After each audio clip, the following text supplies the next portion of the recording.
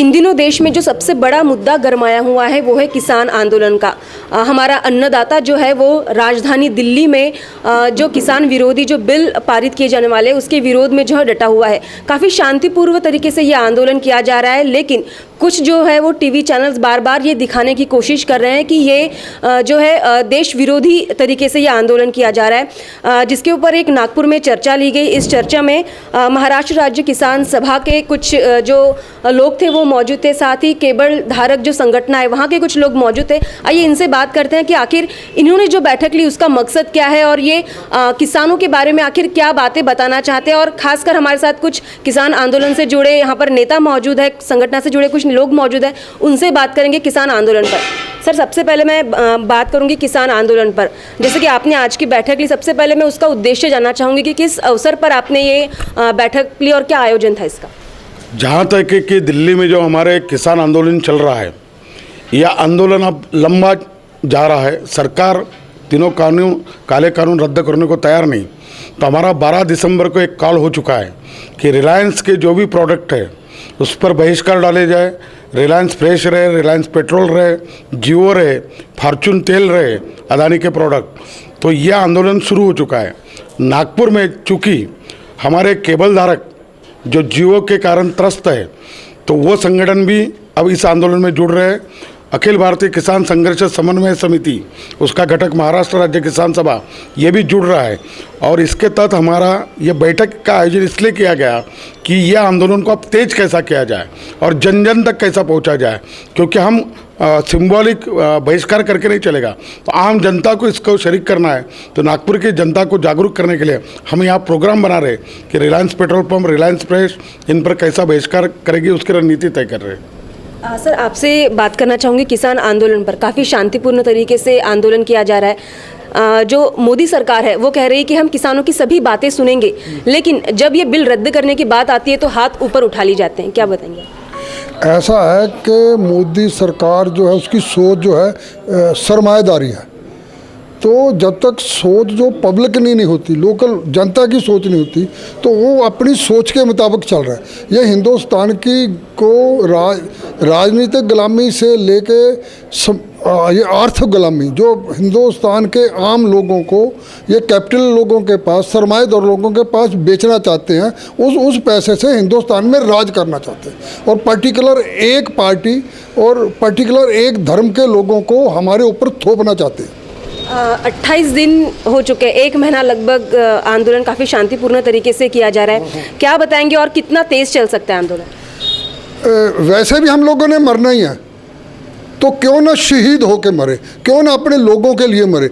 आज हमारे आखिरी सांस तक और खून के आखिरी तबके कतरे तक हमारी लड़ाई हिंदुस्तान के वासियों के लिए जारी रहे। सर, किसान संगठन और केबल धारक जो संगठन है वो मिलकर एक उपक्रम कर रही है, एक आंदोलन की रूपरेखा कर रही है। क्या बताएंगे कितना मजबूत हो सकता है?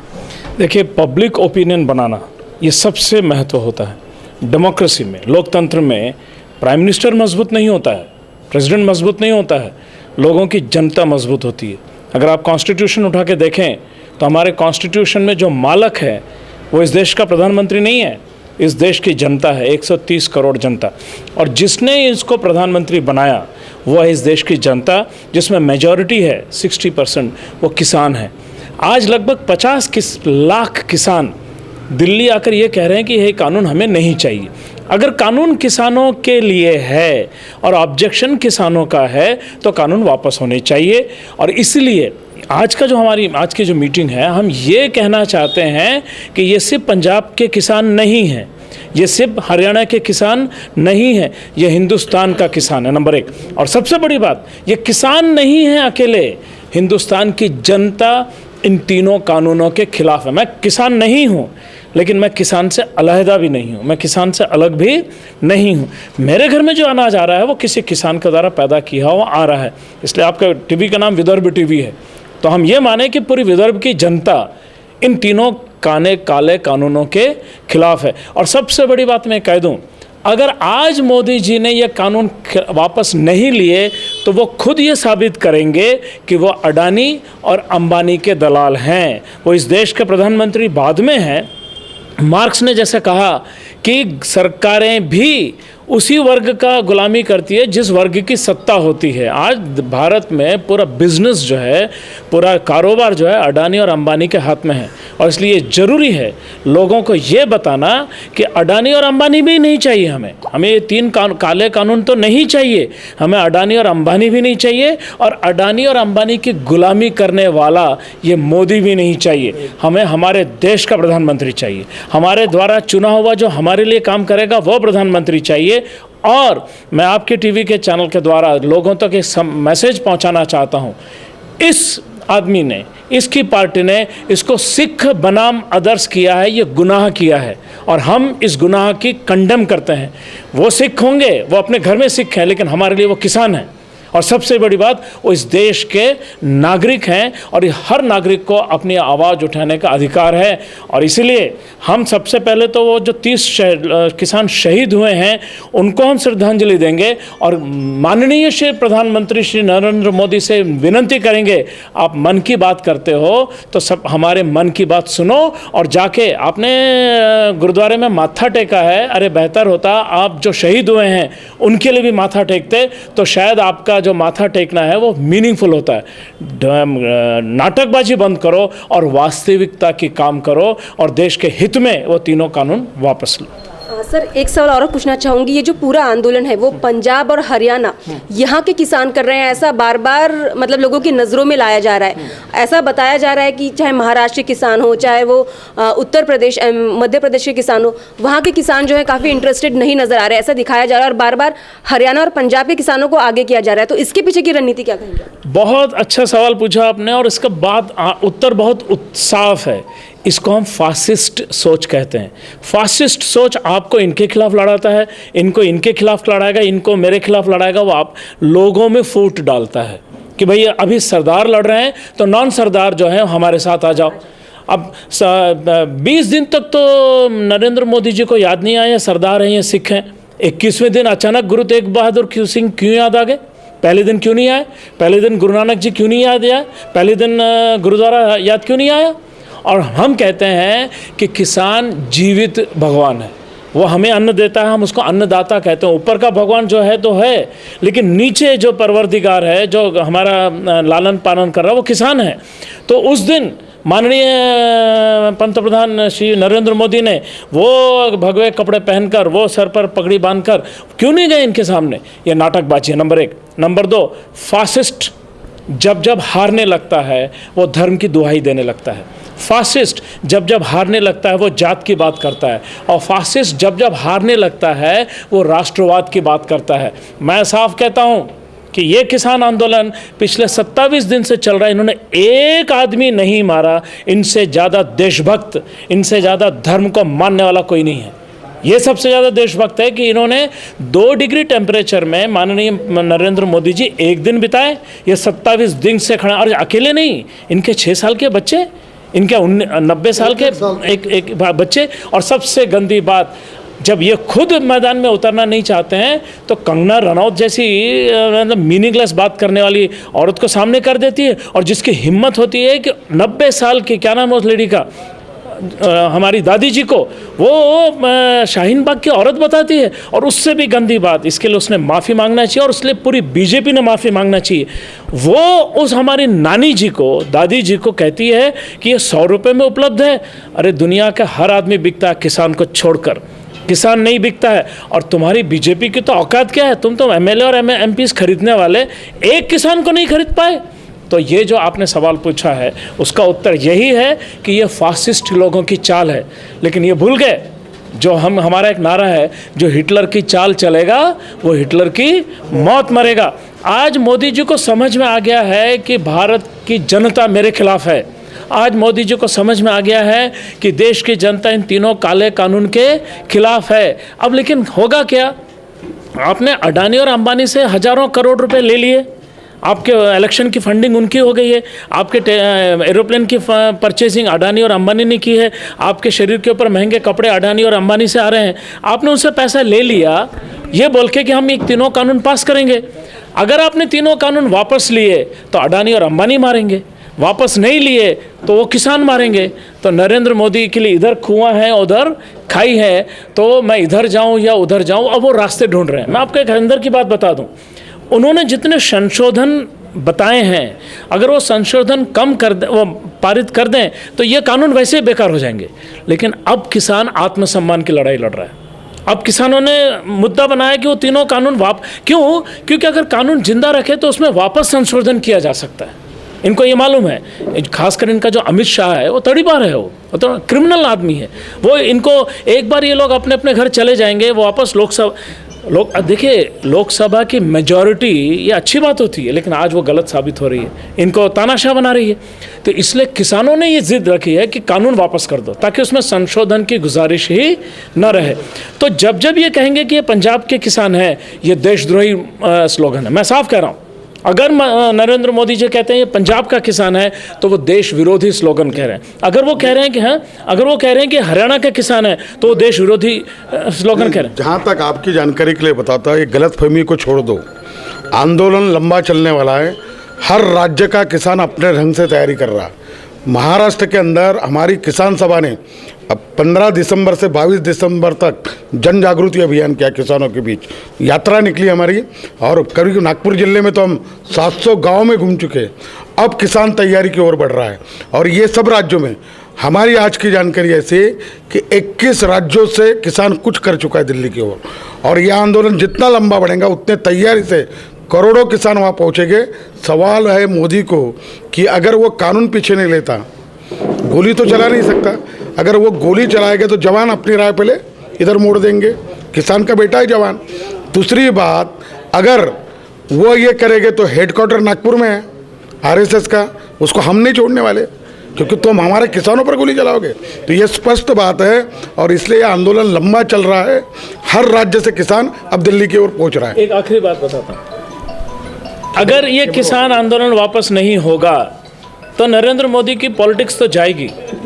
लेकिन मैं आपको बताता हूँ, ये किसान आंदोलन नरेंद्र मोदी के गिरने का रास्ता बना रहा है। उसने नरेंद्र मोदी का लास्ट चैप्टर लिख दिया है। किसानों की जीत हो गई है, क्योंकि सुप्रीम कोर्ट, इस देश के सुप्रीम कोर्ट ने सरकार को कहा है, जिसको हम अंग्रेजी में कहते हैं put the laws on the hold. मतलब आपने लॉ लाया ना, लेकिन उसको क्या बोलते हैं, बैक बेंचर पर रख दो कुछ दिन, किसानों से चर्चा करो और बाद में लाओ। सुप्रीम कोर्ट का जज जब ये कह रहा है, इसका मतलब ये तीनों कानून गैर कानूनी हैं। ये बात हो चुकी है, नरेंद्र मोदी हार चुका है। हारने से पहले, जैसे हिटलर मरने से 3 दिन पहले भी ये उम्मीद कर रहा था कि लाल सेना को हराएगा, लेकिन लाल सेना बर्लिन पहुंच चुकी थी। तो मैं कह रहा हूं, किसानों की सेना आधुनिक बर्लिन यानी कि दिल्ली पहुंच गई है। मोदी का अंत शुरू हो गया है। मेरी बात को याद रखें। तो ये हमने किसान संगठन से जो लोग जुड़े थे उनके बारे में बात की हमने। इसको जो सपोर्ट कर रहे हैं वो केबल धारक जो है वो सपोर्ट कर रहे हैं। हमारे साथ सुभाष बांते सर मौजूद है, उनसे भी बात करेंगे। किसान संगठन जो मजबूती से आगे आने वाली है, और जैसे कि सभी की बातों से लगा कि और तीव्र होने वाला है और सशक्त होने वाला है।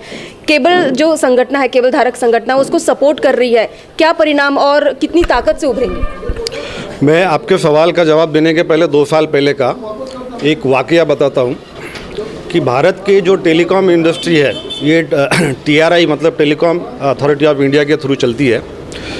मोदी सरकार ने बड़े ही जोश तोश से देश की जनता को ये कहा था कि अगर हम ये सेटअप बॉक्स और ये पॉलिसी लगाते हैं तो केबल का सब्सक्रिप्शन कम होगा, है ना, आप लोग को सबको मालूम होगा। लेकिन आज अगर हम देश की जनता देखें कि जो सारे चैनल 250 रुपये में केबल टीवी ऑपरेटर जनता को देता था, आज उसकी कीमत 550 रुपया होगी।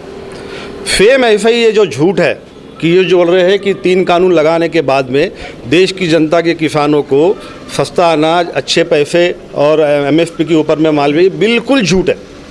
ये पूरा 100% झूठ। मैं आपको 2 साल पहले जो कानून लाया था इन्होंने, उस कानून के माध्यम से अंबानी को सारा केबल इंडस्ट्री, ब्रॉडबैंड इंडस्ट्री, ये उनके हाथ में दे दिया।